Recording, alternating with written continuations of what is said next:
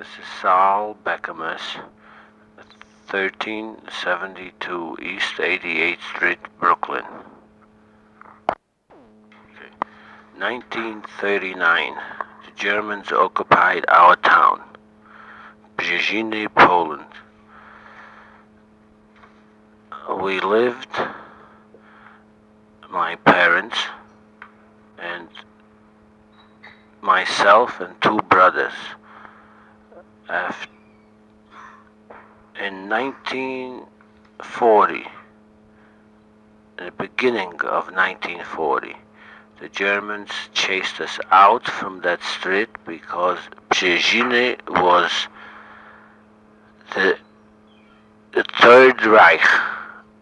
7 kilometers from our town was the border between the Third Reich and the occupied Poland, so called. And we were chased out from our home in the beginning of 1940 until the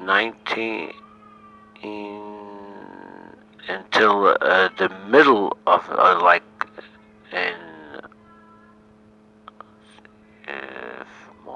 in May of 1940, we came back to our home for a very short while before the ghetto Brzezinny was closed in by the Germans. We were there until 1942. In May of 1941, my father died due to the beatings he received earlier from the Germans.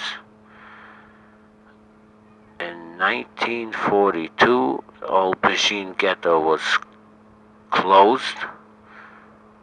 We were transported to Ghetto Lodge. In Ghetto Lodge, I was with my mother and my older brother.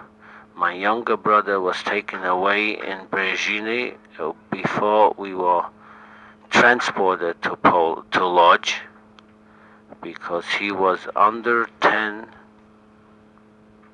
years of age. All under 10 and over 40 were sent away to some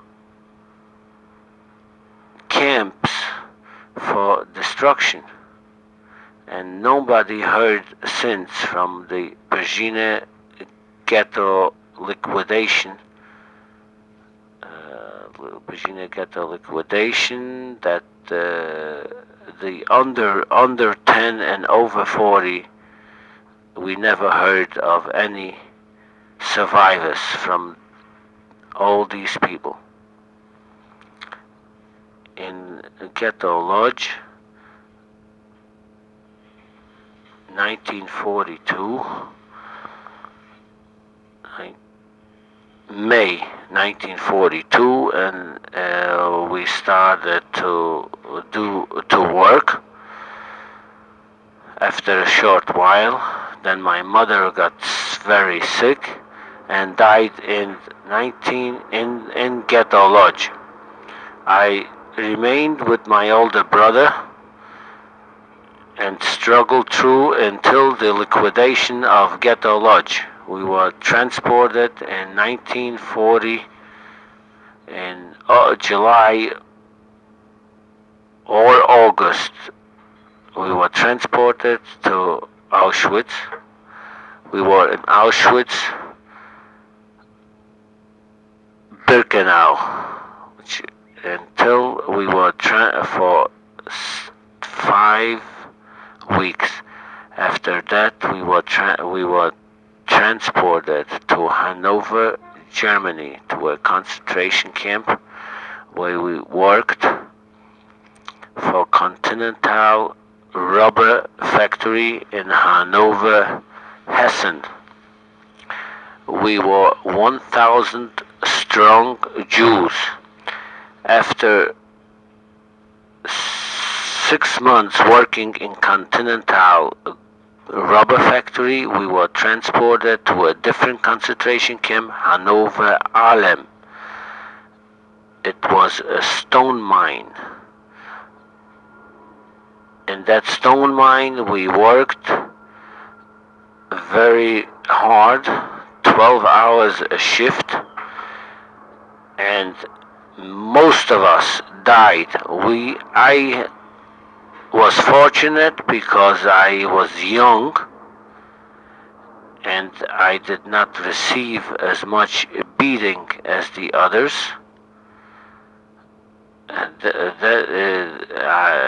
That's why this is my evaluation of my survival. In April 1945, we were liberated. We were left by the Germans.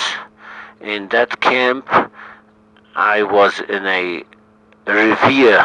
This is called a hospital of the camp, and all the camp marched out to Bergen-Belsen.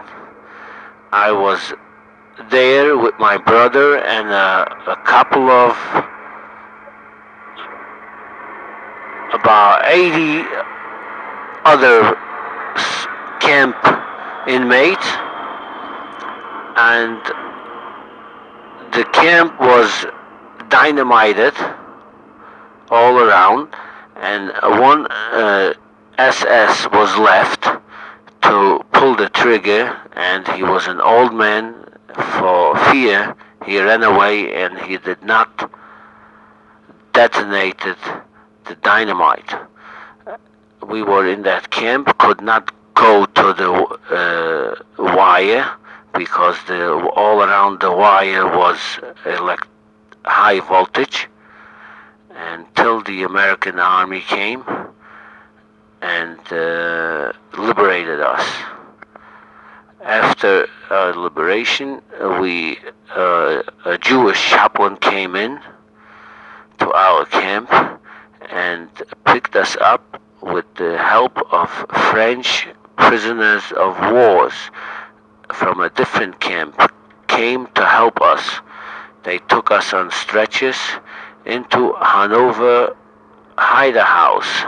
That was a sanatorium that the Germans had, and this chaplain, with the help of the American army, emptied a few pavilions and took us in, took everything away from us, and ordered a special diet so we shouldn't eat more than the necessary diet to survive. Many of us died yet because they could not take any food, and the rest of us survived and went on to a normal life.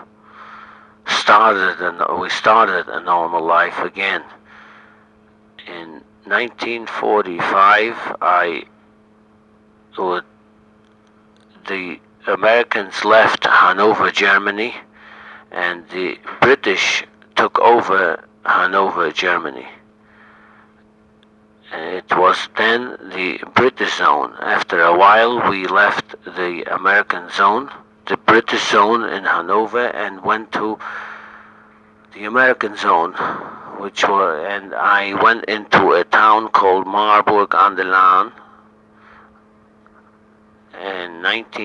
At the end of 1945, lived there until 1946.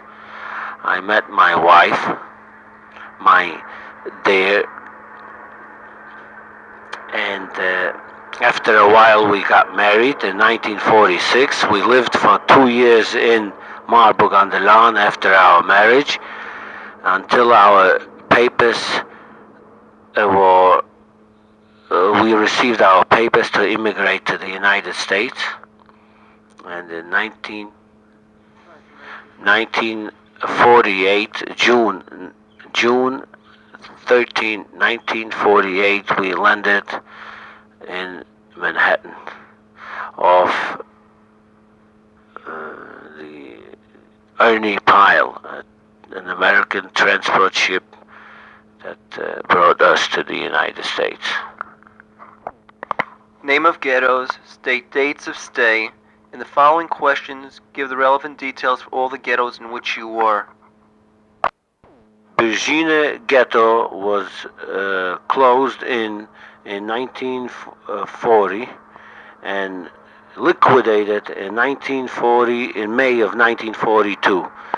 I started Ghetto Lodge in 1942 until liquidation of 1944, in the middle of 1944. Were you in the same town before the ghetto was set up? Yes. When was the ghetto in your town set up?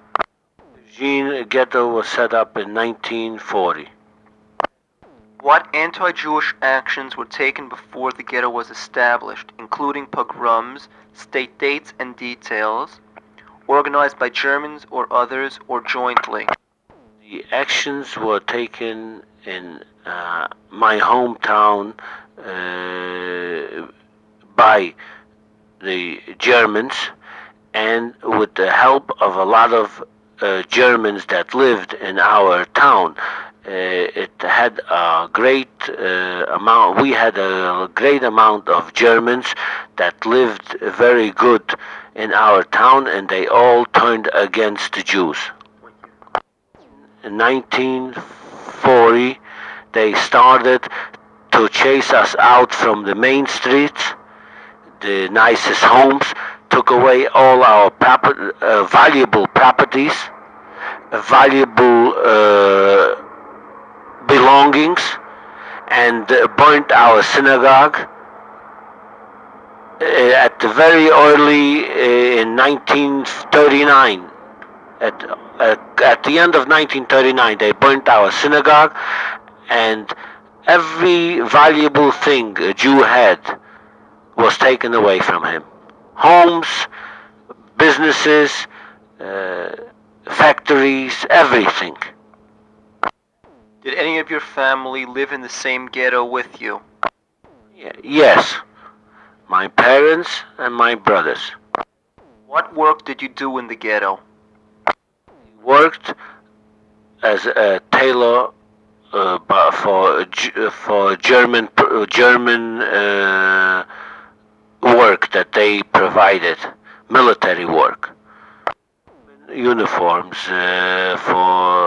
from German companies that were brought into our town, and we had to make all these because our town was mainly a needle trade town of tailors. If you stayed in your own hometown, how did your townspeople view refugees from other places? Give details regarding refugees, numbers, places of origin, dates of arrival. Many people escaped Ghetto Lodge and came to Beijing, which was only 11 miles away. Many other Jewish people came from different surroundings, and if they were able to come into Ghetto Beijing, which was not very, very strict watched, came in and received the best people could help offer in any way. They did receive a home and where to stay, and stayed until our liquidation. Were you allowed to leave the ghetto at first? If so, for how long? Never allowed out.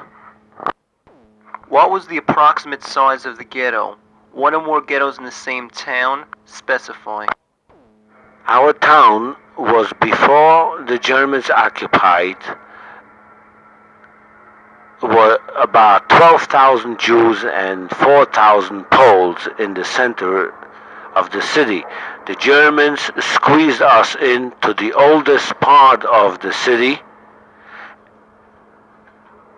The ghetto, at one time, the ghetto counting was 11,000 Jews before we were transported out. Was there a wall, a wooden fence, a barbed wire fence, or no physical boundary? It was a wooden fence with barbed wire on top surrounded the entire ghetto.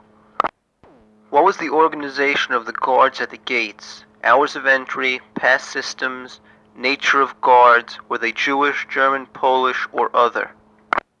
Guards around the ghetto were German military men, SS. The passings were Jewish police in the ghetto, on the passings from one place to another, in the ghetto. Did you have any knowledge of what went on outside of Nazi territory? Were there radios, underground newspapers, or leaflets? Did you send or receive letters from abroad? Through whom and when? In early 1941, we received a letter from an aunt from the United States by a mailman from the outside. Polish mailman that knew our family name brought us in through the outside, that letter.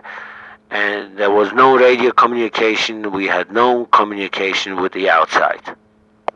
When did you know the truth about the extermination or about the gas chambers?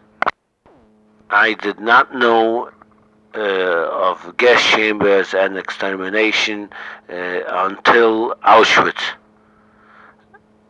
The beliefs, or I was too young to understand the actual happenings. Did you have any personal or family plans to escape? What did you eat in the ghetto at different times? Size of ration, method of distribution, and who did the distributing?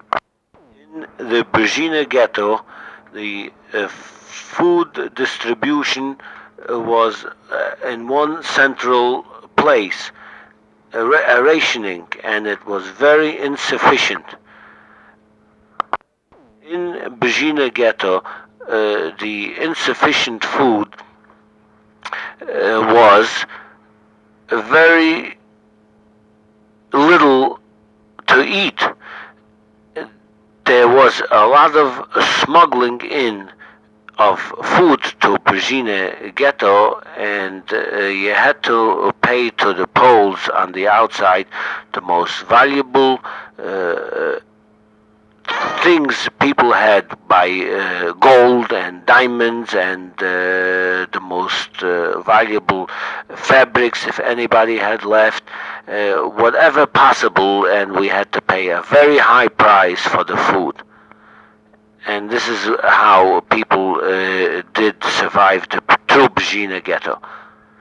In Lodz ghetto, there was more of a orderly food distribution due to Lodz ghetto had about 200,000 people.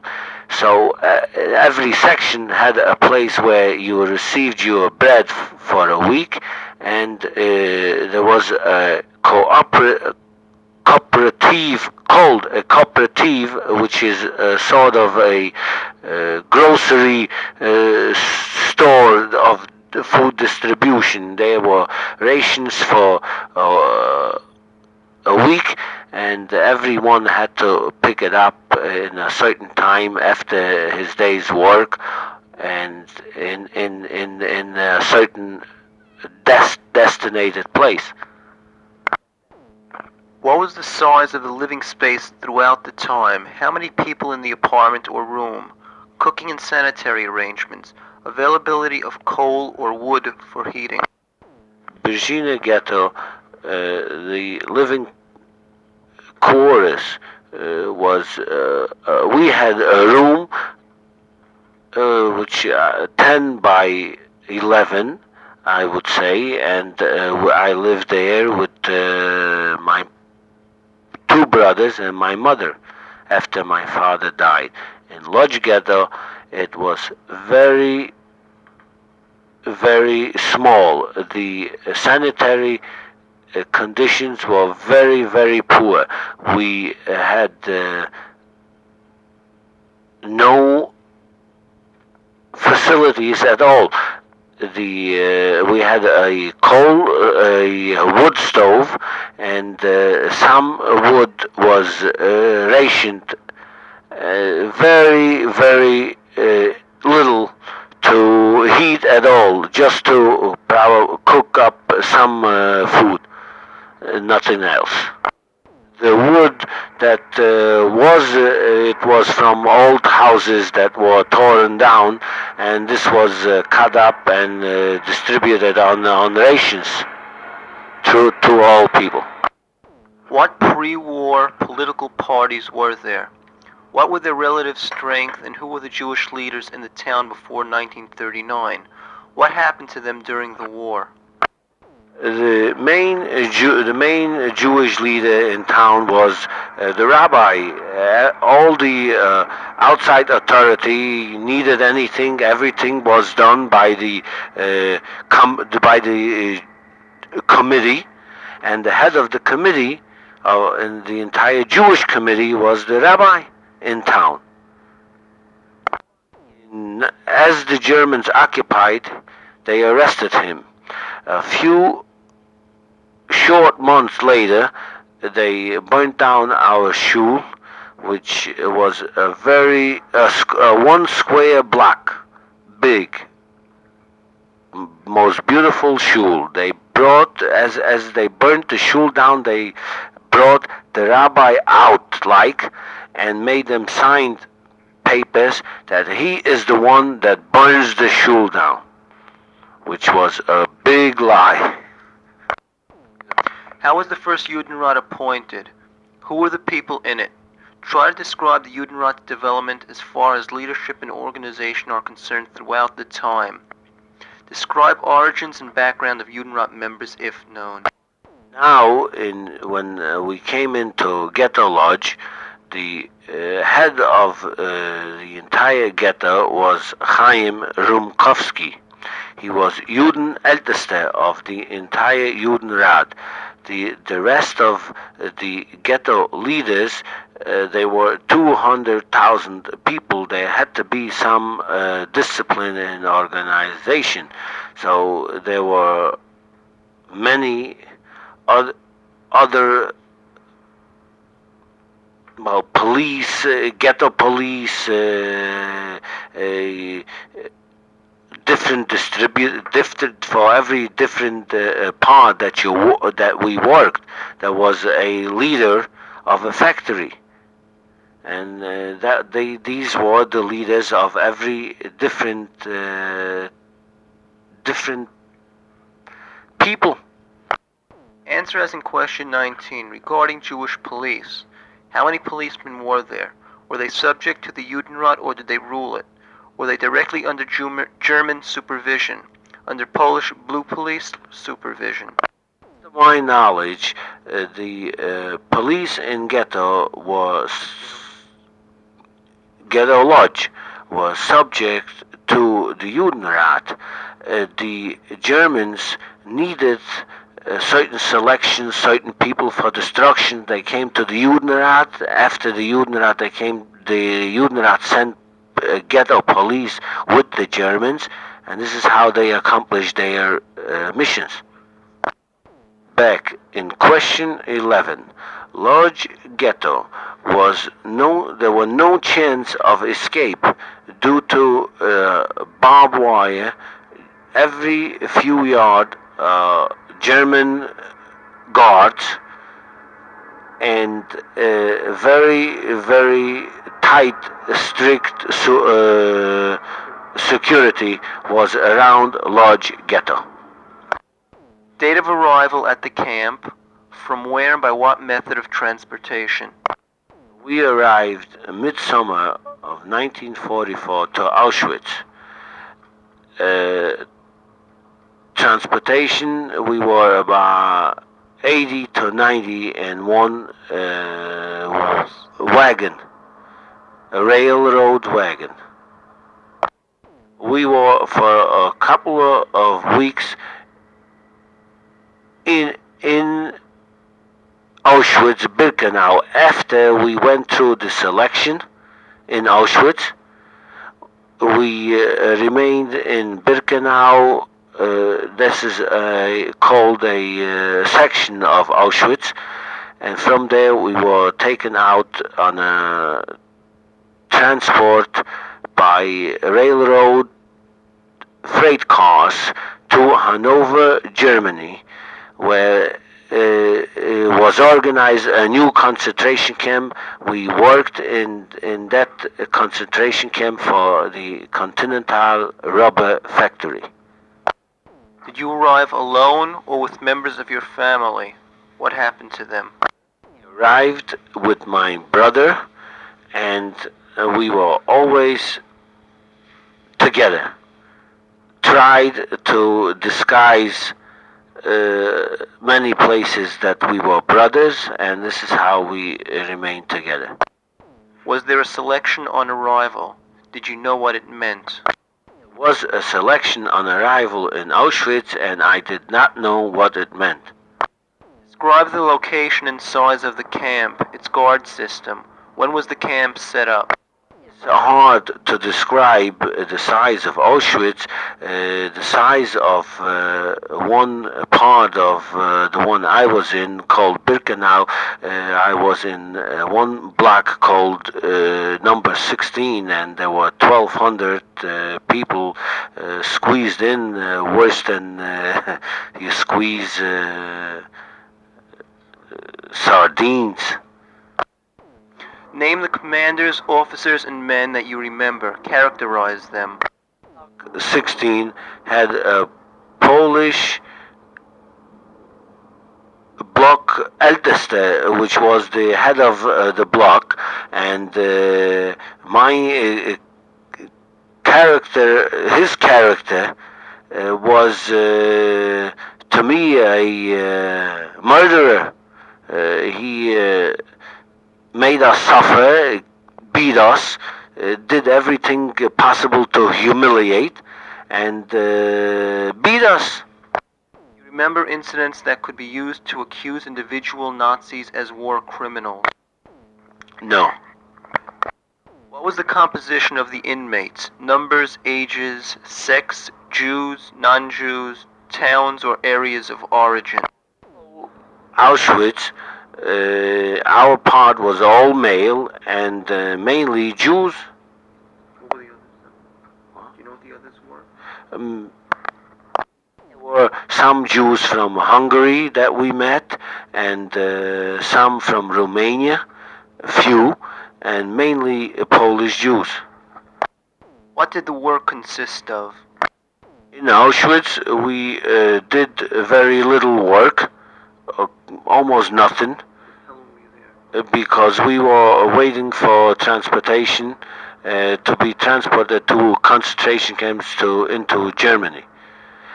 In Germany, in concentration camp Hanover Stecken, we worked in a Continental Rubber Factory.